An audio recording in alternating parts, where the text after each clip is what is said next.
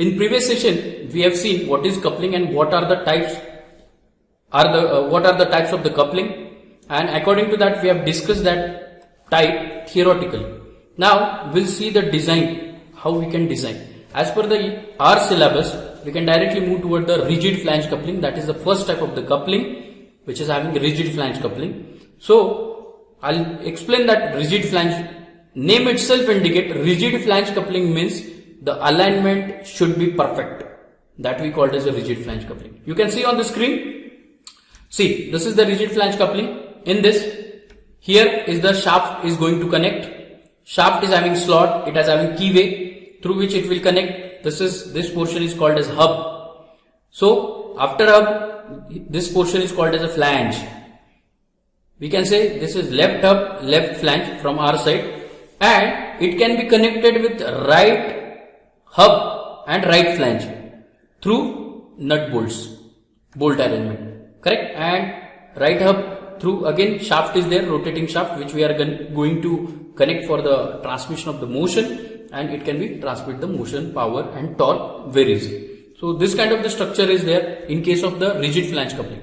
Now here you can see if left side shaft and right side shaft is not properly aligned, then there might be chances of the creating the vibration during the working.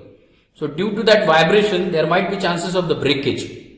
So to avoid that, rigid flange coupling suggested that only required when perfect alignment should be there at the time of the working condition. So this will be the structure. I hope you understood this structure. Now I'll explain what are the basic advantage of this rigid flange coupling. First advantage is it can be transmit torque, very high torque, very easily, because you can see the bolt structure is there and through which it can be transferred. Actually, motion can be transferred from one end to another end. How? I'll tell you. It will start from the shaft, move to hub, up through hub it will move to left flange to right flange with respect to bolt, right flange to right hub, and then shaft, and then outcome. So likewise motion will be transmitted. In this case, high starting torque, or what we can say torque transmitting capacity is high in this case. Second thing, it is very simple to design and construct. It can be easily assemble and dismantle. You can see nut and bolt arrangement is there, that for the assembly and dismantle very easily. If there is a welding, there might be problem. So that's why we have used for easy assemble and dismantle, we have used the nut and bolt arrangement. So that was the things. Second thing, we can say it is having a very simple structure. You can see simple structure is there, hub and flange and shaft. These are the only parameters which are included over here. So these are some basic advantage of this rigid flange coupling. In case of limitation, I would say it should require the perfect alignment. If alignment is not proper, there might be chances of the breakage at the time of the working, or it will not transmit the proper motion, torque, power easily from one end to another end. So that is one thing. Second thing, of course, it is having vibrations are created because of the alignment.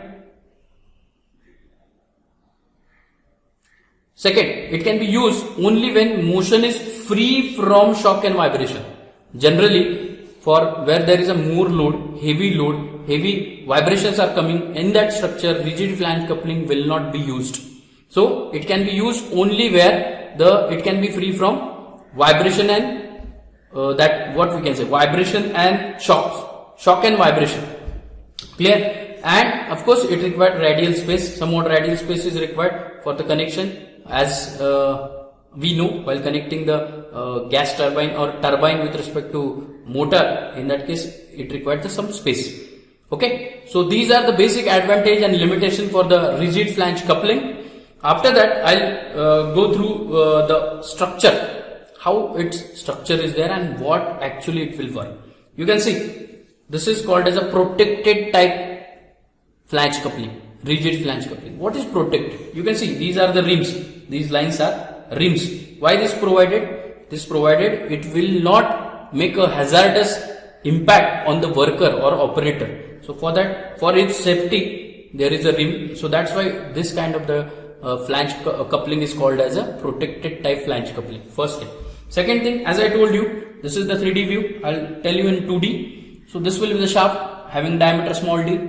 It can be connected with hub, that is left hub with respect to keyway. So slot is there and keyway is there, and through that it can be directly give the motion or torque transmission toward the flange. This will be the hatching portion is called as a flange, and flange is connected to another flange, that is right flange through bolt, and after connection of this, the flange is again connected to right hub, and this motion will be transmitted to right hub to right shaft and outcome. So here notations are very important. While designing each and every parameters we must know. In case of rigid flange coupling, I can say the parameters like from the figure: shaft, key, hub, flange, same here, correct, and bolt, which is very important. Bolt structure, which is used as a connector. Clear? So in side view, number of bolts you can see, or you can count very easily. So why this number of bolts? 3, 4, 5, 6. So there is again one concept, so that I will tell you in coming sessions. Now this DO, pitch circle diameter, that is outer diameter of the flange, DO. Now you can see this dotted line is called as a PCD of bolt. PCD of bolt, pitch circle diameter of bolts, on which bolts are situated.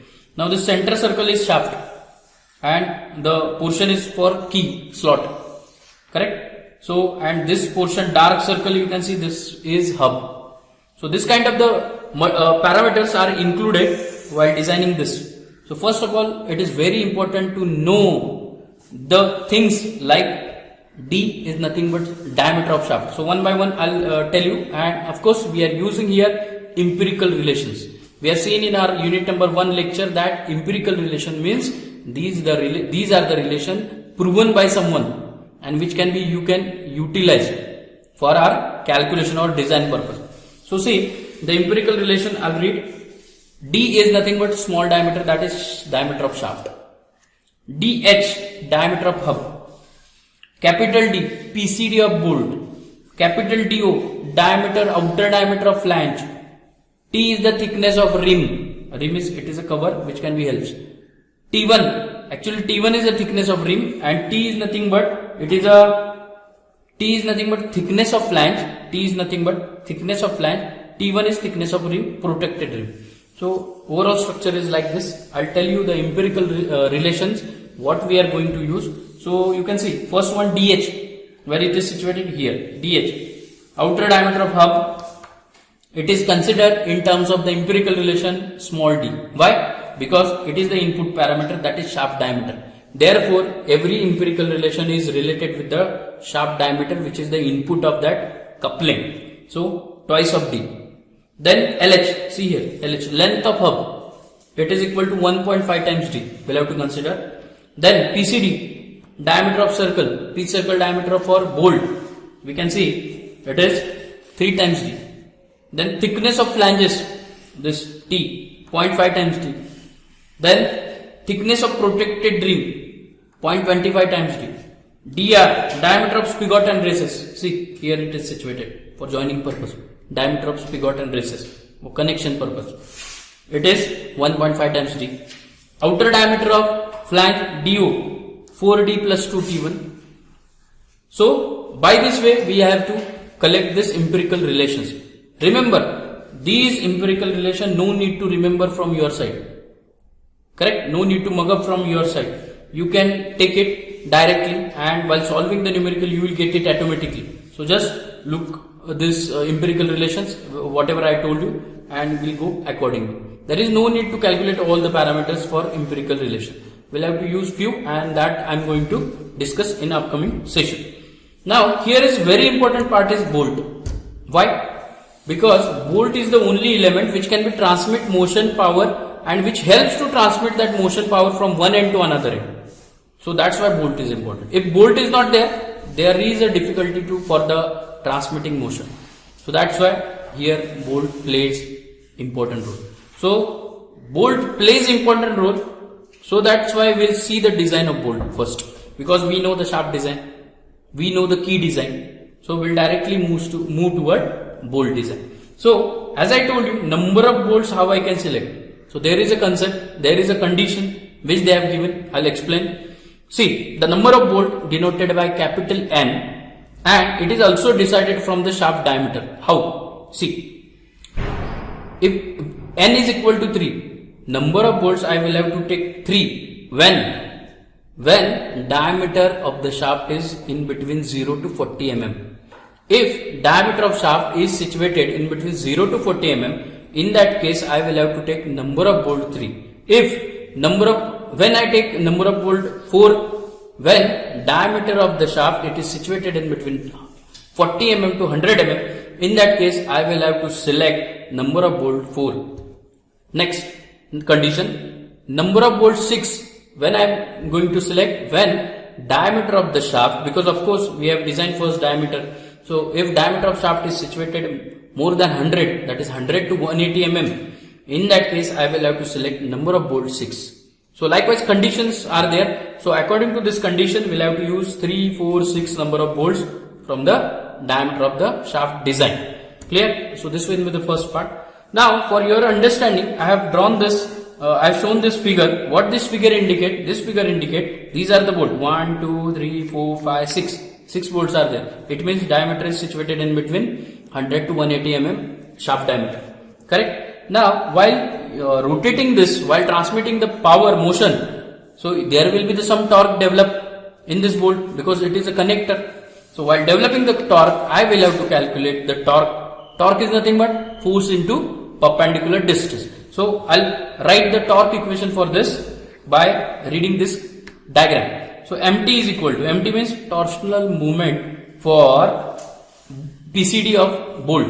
MT is equal to force into perpendicular distance. Force is, you can see P. P is force acting on every bolt and it is clockwise direction. So P into perpendicular distance. Now if there is a circular cross section, total load should be applied at a center. As I told you many times. So here diameter is capital D. So center is D by 2.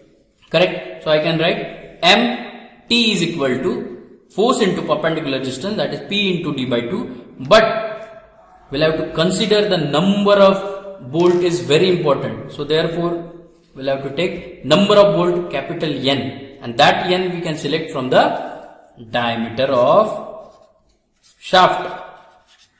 Is that clear? So this will be the equation comes from diagram. MT is equal to, for this case, force into perpendicular distance, that is P into D by 2, which is center, into number of bolts. That is also matter for calculating the torque. So this will be your equation number 1.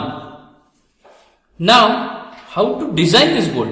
For designing, I will have to consider, see, it is used as a connector in 3D, and here also you can see hatching.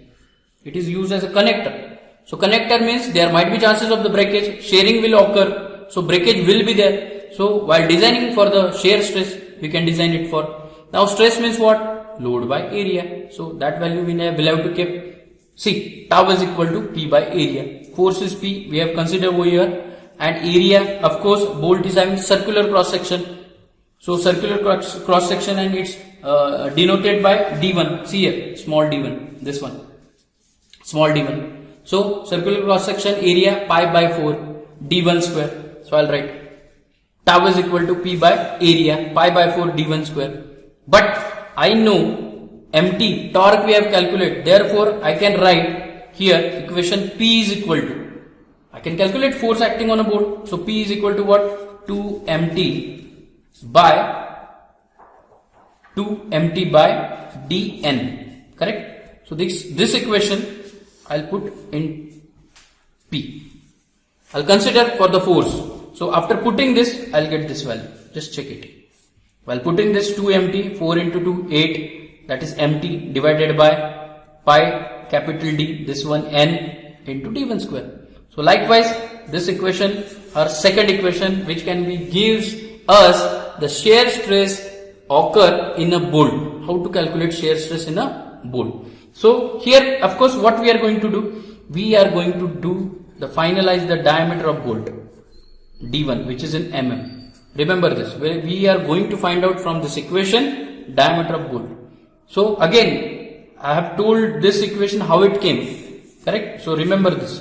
So through which we can calculate D. Suppose D is 8. So I can say M8 bolt is suitable for joining of the two flanges in that respective coupling.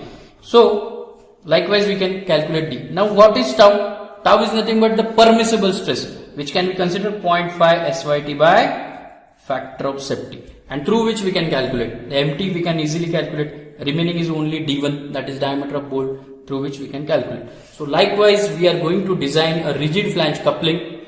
I hope you understood this. In next session, I'll tell you what will be the design procedure to solve the numerical for rigid flange coupling. I hope you understood. Thank you.